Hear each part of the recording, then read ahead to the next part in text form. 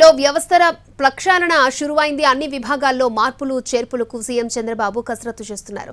ముఖ్యంగా ఇరిగేషన్ ప్రాజెక్టుల్లో గత ప్రభుత్వ హయాంలో జరిగిన అవినీతిపై చంద్రబాబు సర్కార్ ఫోకస్ చేసింది. ప్రజల ఫిర్యాదుల్ని పరిష్కరించే సిస్టమ్ పక్కాగా ఉండేలా ఆదేశాలిచ్చారు. సమర్థులైన అధికారులు నిబద్ధతతో పనిచేసే వారికి కీలక పోస్టులు కట్టబెట్టాలని బాబు భావిస్తున్నారు.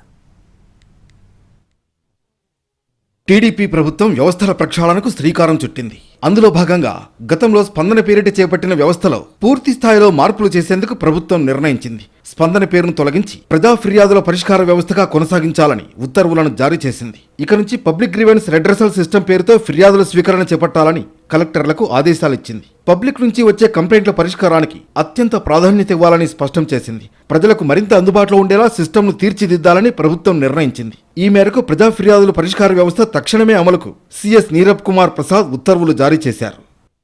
ఇదిలా ఉంటే చంద్రబాబు పాలనలో తనదైన మార్కు చూపబోతున్నారు. సమర్థులైన అధికారులు నిబంధనల ప్రకారం పనిచేసే వారికి కీలక పోస్టులు కట్టబెట్టాలని భావిస్తున్నారు. వైసీపీ హయాంలో అంటకాగిన అధికారులను దూరం పెట్టాలని చంద్రబాబు నిర్ణయించారు. ప్రవీణ్ ప్రకాష్, శశిభూషణ్, అజయ్ జైన్, శ్రీలక్ష్మి, గోపాలకృష్ణ ద్వివేది, మురళీధర్ రెడ్డి వంటి వారిని జీఏడీలో రిపోర్ట్ చేయమంటారని తెలుస్తోంది. ఇప్పటికే టీటీడీ ఈవోను మార్చి ప్రక్షాళనతో పని మొదలుపెట్టిన చంద్రబాబు అన్ని విభాగాల్లో మార్పులు చేర్పులకు కసరత్తు చేస్తున్నారు. ముఖ్యంగా ఇరిగేషన్ ప్రాజెక్టుల్లో గత ప్రభుత్వ హయాంలో జరిగిన అవినీతిపై చంద్రబాబు సర్కార్ ఫోకస్ చేసింది. మరి జగన్మోహన్ రెడ్డి గారు అధికారంలోకి వచ్చిన తర్వాత 5 సంవత్సరాల్లో 12 లక్షల కోట్ల బడ్జెట్ ఉంటే ఆయన ఇరిగేషన్కి పెట్టింది ఎంతంటే కేవలం 30,000 కోట్ల బడ్జెట్ మాత్రమే.